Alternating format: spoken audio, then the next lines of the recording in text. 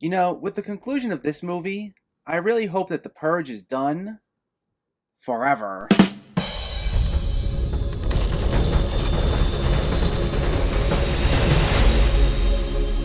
What's going on, everyone? Welcome back to my channel. Today we're talking about a brand new release, The Forever Purge. Before we begin, let me know in the comments what your thoughts on this movie were, if you already saw it or if you were planning on seeing it, and make sure to hit that thumbs up button if you like these reviews, as it helps me out immensely by getting my channel out there. And if you're new here, I hope you consider hitting that subscribe button so you can stay up to date with reviews of new releases, older films, hidden gems, and so much more on a near daily basis. But let's not waste any more time and let's talk about The Forever Purge. This finds all the rules broken as a sect of lawless marauders decide that the annual purge does not stop at daybreak and instead should never end.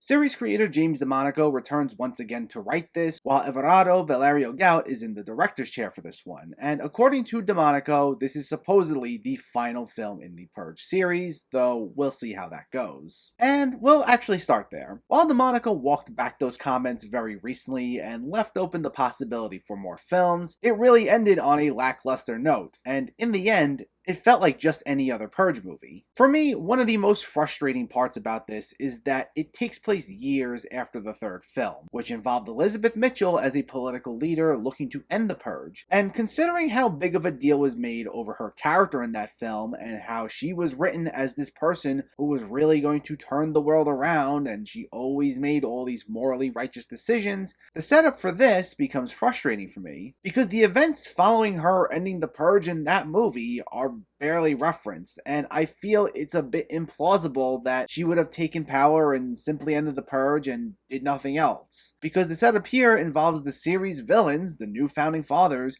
regaining control and reinstating the purge. While all the usual reasons are given from the first few films, like an increase in crime and all that, I just find it a bit difficult to believe that they didn't suffer any consequences following the events of the third film, and they were just allowed to sit around and regain power. But because, like the other films in this franchise, most of the backstory is simply told through audio clips over the opening credits, it's not like we really get to see what exactly leads to them back in power. And before you say don't overthink it and say how the Purge movies are really known for their over-the-top violence, you gotta remember that this is a series that's been trying really hard for now 5 movies to inject all this satire and social commentary and try to present itself as something deeper than the final product ends up being. And while DeMonico, who's written all of the films in this franchise, clearly had a good idea on his hands with The Purge, it's obvious he has a difficult time going beyond just giving us ideas, as there's always an issue whenever he tries fleshing said ideas out. Tonal inconsistencies have plagued these movies from the start, even the ones that I liked.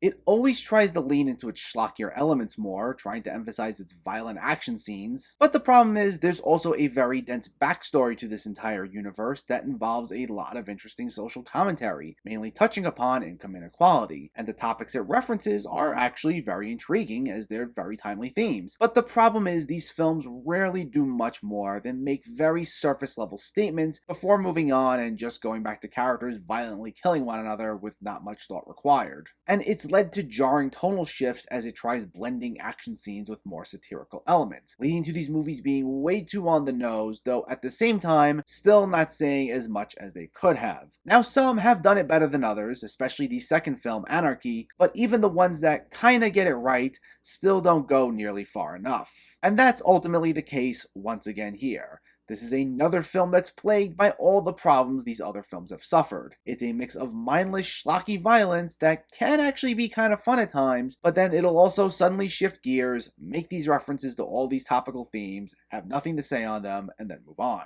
This is especially prevalent in a scene early on when the actual Forever Purge event kicks in, and a number of characters are tied up and the Purgers are about to kill them, and one character lists all these travesties that have led to this moment, like the way we view crime and the way certain people are treated, and it's all done in one speech as this character just checks off all these talking points all in one shot. But then they're killed off like not even a minute later as soon as they're done talking. And while I've been a bit forgiving of how on the nose these movies can be in the past, as I felt at least there was an attempt to say something, here it just feels even lazier than normal, as it clearly felt like DeMonico just had no interest in saying anything beyond this is bad, this is bad, this is bad, and that's it.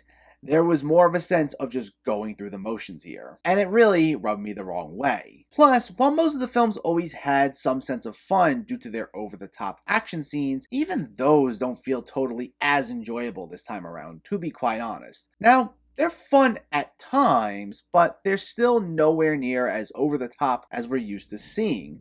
And again, it just felt run of the mill in a way, and the fact we didn't have something so heightened to offset the film's weaker elements was something of a disappointment. Plus, it felt like the film relied way too much on jump scares this time around, more than any other Purge movie. Like, whenever we got an action scene or a moment meant to keep us on the edge of our seat, any inkling of suspense would quickly get undermined because they'd inject a jump scare into them. And we get so many of these jump scares, and they follow the exact same formula that you can see them coming from a mile away. Every few scenes will get a moment where things go deathly quiet for about 5 seconds, and then someone will jump out and scream, or we'll get the usual loud noise accompanying it, and the tension immediately goes out the door. And I found it really aggravating after a while, as I really do not like jump scares. And what doesn't help the film either is that it doesn't bring back any of the main characters from any of the other films, so we really have no emotional investment to anyone or anything. And the problem is, the characters we do get aren't really all that interesting. The main characters are a married couple named Adela and Juan, played by Ana de la Reguera